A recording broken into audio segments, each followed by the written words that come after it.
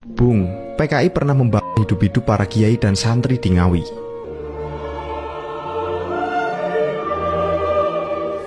September 1948, meletus pemberontakan PKI di Madiun. Dalam waktu singkat, pengaruh PKI menjalar ke berbagai wilayah di Jawa Timur, termasuk Ngawi. Sejumlah tokoh agama dan santri dari desa Katikan, Kedunggalar, dan sekitarnya menerima undangan rapat mendesak di sebuah bangunan loji. Undangan itu datang dari tokoh desa yang dipercaya, sehingga para kiai dan santri tidak menaruh curiga. Namun ternyata, itu semua hanyalah jebakan dari PKI. Setelah para kiai dan santri masuk ke dalam loji, pintu dikunci dan dirantai dari luar. Ada sekitar 30 orang disekap di dalam loji, dan mereka tidak diperbolehkan pulang. Makanan yang disuguhkan juga ternyata sudah diracun. Malam harinya, para anggota PKI itu menyiram loji dengan minyak lalu membakarnya. Korban yang terjebak di dalam berusaha berteriak dan menyelamatkan diri, tetapi tidak bisa keluar. Akhirnya, mereka tewas terbakar hidup-hidup. Dari sekian banyak korban, ada satu yang berhasil selamat, yaitu Kiai Imam Zuhadi.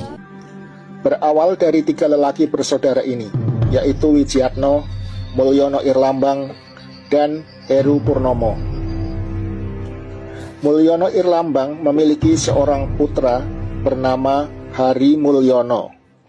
Sedangkan Heru Purnomo, adiknya, memiliki seorang putri bernama Idayati dari pernikahannya dengan Sujiatmi alias Jinem.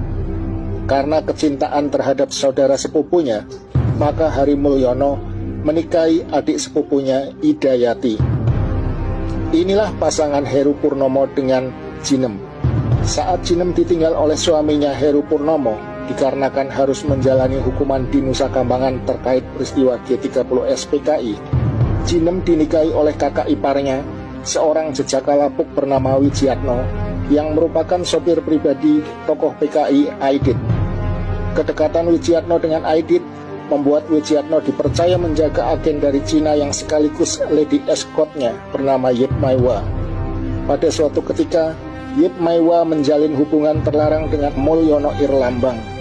Dari hubungan tersebut terlahirlah seorang anak lelaki yang bernama Joko Widodo.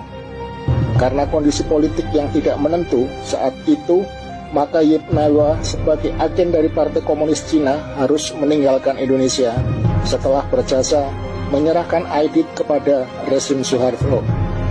Di sisi lain, setelah bebas dari penjara, Heru Purnomo pulang ke Karanganyar dan menikah dengan Eni binti Sumarto. Sumarto adalah kakak sulung Jinem yang juga merupakan anggota Partai Komunis Indonesia. Joko Widodo kecil akhirnya dirawat dan dibesarkan oleh Jinem yang merupakan istri dari pamannya. Sampai kemudian